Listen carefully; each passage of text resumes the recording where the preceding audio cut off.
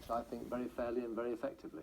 Of course, when the law, the 12 points, was introduced, that was back in the 1980s. Since then, technology has changed. Do you think the law needs to catch up with the technology in that extent, and 12 points is perhaps not enough?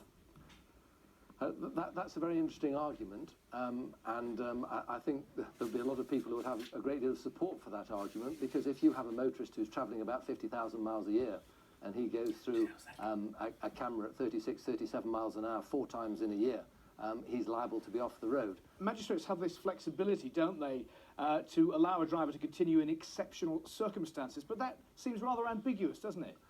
Well, it's a subjective test. The law is very straightforward. You get 12 points, you're off the road, minimum period 6 months. However, if you can establish on the balance of probability that exceptional hardship, and it has to be exceptional hardship, not inconvenience and not hardship, but if exceptional hardship would be caused as a consequence of that disqualification either to you or more persuasively to other people, then the courts have a discretion.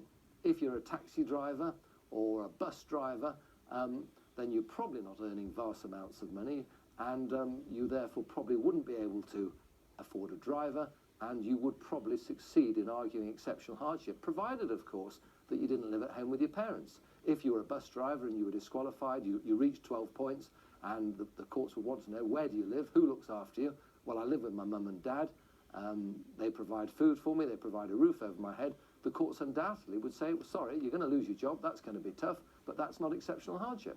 There are more than 10,000 drivers in the UK driving around with more than 12 points. The Yes. road safety charity break, says they're appalled by this. They have a point, don't they?